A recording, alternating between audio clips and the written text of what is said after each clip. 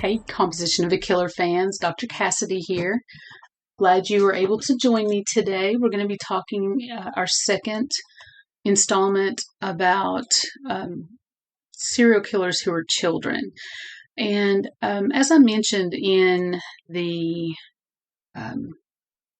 promo for it on Facebook, there's a lot of these lists. I mean, they're extensive, and many of the children are not really serial killers. They might be mass murderers or violent offenders, one-time murderers, but they are lumped into this category of serial killers. And that used to be okay.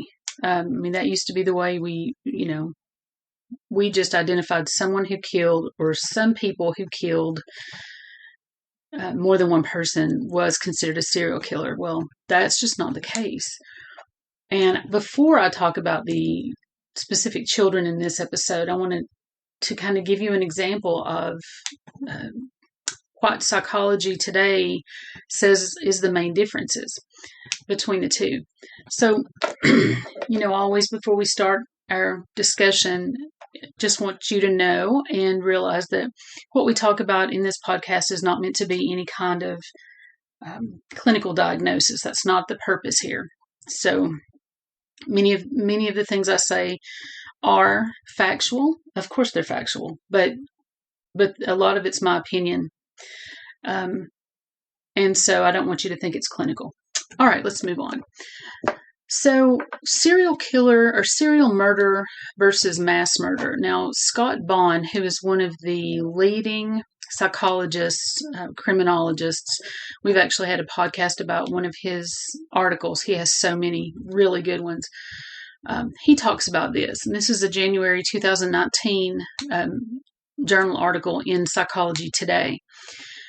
And he says that up until 1974, criminal justice practitioners used the term mass murder to refer to both types of multiple homicide. Today, however, criminologists, forensic psychologists, criminal justice professionals, and legislators recognize that serial murder and mass murder are two very different types of crime with very different motivations and goals on the part of the perpetrator. And that's the big thing. The motivations are different. Many times the trauma is different. You get into that argument of nature versus nurture. Which kid was born this way, which kid had experiences where they were, they had such bad experiences that it really twisted their development and they became serial killers. So serial murder has been considered, during the last 40 years, various definitions of serial murder have been used by law enforcement officials, clinicians, academia, and researchers. But while these definitions normally share common elements, they differ on specific requirements, such as the number of murders required, the types of motivation, and the temporal aspects of the murders. Typically, definitions of serial murder specify a certain number of murders, varying from 2 to 10 victims, as noted by the FBI. And if you recall, we've talked about this quite a few episodes back, but the FBI had a report in 2005 on serial murder, which has become it's like the iconic definition and report on serial killers. They actually have had the most, information. They've done the most research. All of those things are true, and it makes it very, for us to use this information. It continues, even though it's 2005, it continues to be relevant. The classic definition of serial murder required a period of time elapsed between the murders. This pause or break between killings was necessary to distinguish between a mass murder, which is usually a one-time event, and a serial murder, which has multiple incidents. The original definition of serial murder thus required a temporal separation between killing incidents, described as a cooling-off period or emotional cooling-off period. You'll have serial killers discuss that. Some of the big ones that have granted very detailed interviews, like Dahmer and BTK. They would talk about how they would murder, and then they would either feel bad about it or feel like they were going to get caught, and they would slow down, or they would stop for, in the case of BTK, for years. And then, and that was because he was living life. He had children. He was working. He didn't have opportunity. So during those times, he stopped. And the same goes with Dahmer. He would stop for a long period of time and then start back up when he got opportunity, or whenever the need arose, when he felt like he needed to do that. Perhaps due to the debate among professionals over the exact definition of serial murder, the U.S. government actually attempted to formalize it through legislation on one occasion. In 1998, a federal law was passed by the U.S. Congress that was titled Protection of Children from Sexual Predator Act of 1998, which is Title 18, U.S. Code Chapter 51, Section 1111. This law includes the following definition of serial killers. The term serial killings means a series of 3 or more killings, not less than one, of which was committed within the United States, having common characteristics such as to suggest the reasonable possibility that the crimes were committed by the same actor or actors. Notice that this definition says a series of 3 or more killings. That's why I noted in some cases it's 2 or more killings. The government says that it's 3 or more killings, but it's never less than 1, obviously. But the government has to, they have to be so specific. This law provides a definition of serial murder, but it is limited in its usefulness because it was only designed to establish criteria for when the FBI could assist local law enforcement agencies with their investigation of serial homicide cases. In other words, if a case came about and the local police department or sheriff's department decided they thought they needed FBI's help, whatever the case was had to meet this criteria. It couldn't just be, we found some dead bodies, we think they're connected. There has to be very distinct characteristics before the FBI gets involved. And the FBI did this. They had a major symposium on serial homicide, which was in 2005, and they reduced the minimum number of victims from 3 to 2 in its definition of serial murder.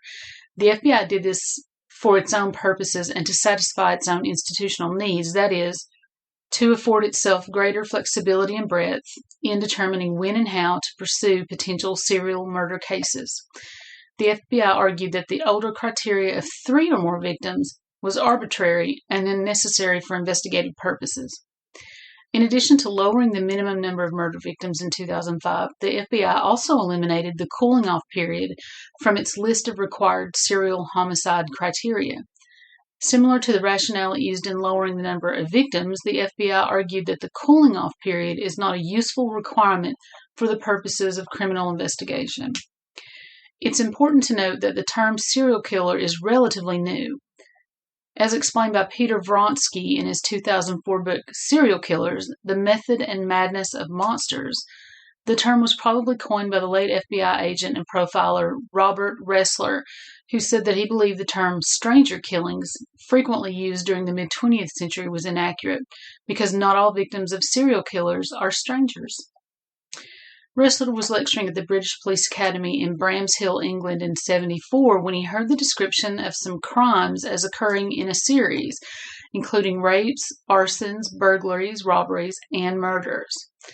Ressler said that the description reminded him of the movie industry term serial adventures, which referred to short episodic films featuring the likes of Batman and the Lone Ranger, shown in theaters on Saturday afternoons during the 1930s and 40s. Each week, youthful matinee audiences were lured back for the next installment in the series by an inconclusive ending known as a cliffhanger that left them wanting more. Ressler recalled from his youth that no episode had a satisfactory conclusion, and the ending of each one increased rather than decreased the tension in the viewer. Similarly, Ressler believed that the conclusion of every murder increases the tension and desire of a serial killer to commit a more perfect murder in the future, one closer to their ideal fantasy. Rather than being satisfied when they murdered, serial killers are instead agitated toward repeating their killings in an unending serial cycle. Now, mass murder is the act of murdering multiple people, typically simultaneously or over a relatively short period of time. Mass murder may be committed by either individuals or organizations. Mass murder may also be defined as the intentional and indiscriminate murder of a large number of people by government agents. Examples of mass murder by government agents are the shooting of unarmed protesters, the carpet bombing of cities during wartime, and the random execution of prisoners or civilians. The largest mass killings in history have been attempts to exterminate entire groups or communities of people, often on the basis of ethnicity or religion. Some of these mass murders have been determined to be acts of genocide and others to be crimes against humanity by the United Nations Security Council or International Criminal Court, or the ICC. But often such crimes have led to few or no convictions of any type. These type of conversations, when you're talking about government agents in mass murder, they are so much more frequent today than in the discussion than they have been in the past. One of the most famous acts of genocide, of course, we know is the Holocaust, and that, of course, was mass murder. But it wasn't over. It could be considered serial murder because it was mass murdering on multiple days. So, you get into a little bit of just being picky about it, but let's be accurate because the thought process is a little different. And that's what's important for us to think about. I think today it's really ironic that I come across, this article today because of all the things that are going on right now with the Jews, and it's horrific.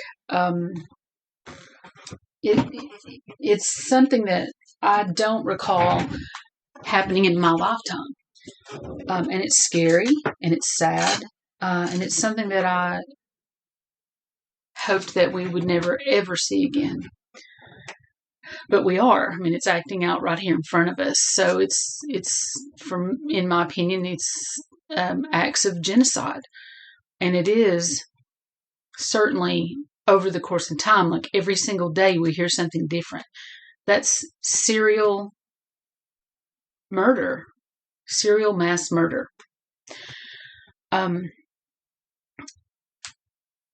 What we're looking at here really is mass murder committed by an individual or occasionally by more than one individual. Mass murderers of this variety may fall into any one of a number of categories, included but not limited to killers of family members, co-workers, students, or random strangers. Probably the most famous, or the one that really started this phenomenon, was Claiborne and can't think of the other guy's name, who were the mass murderers at Columbine. That was probably our nation's first. It may not have been our first mass murder, but as far as a school shooting goes, like that, it was really the worst, especially from in my most recent memory. I mean, we have so many that have happened since then. That's one of the reasons that you see or you don't see when these things happen. The media will discuss it, but they won't talk about who the person was per se. They won't really dive into that because they don't want them to get that infamy that they want so badly. They want to be talked about in the media. They want their picture everywhere. They want all this attention, even if they're dead. They want it. And so psychologists really, really spoke out against that in the beginning because we were sensationalizing it in the media so much that other people started doing copycat murders because they wanted to be infamous as well.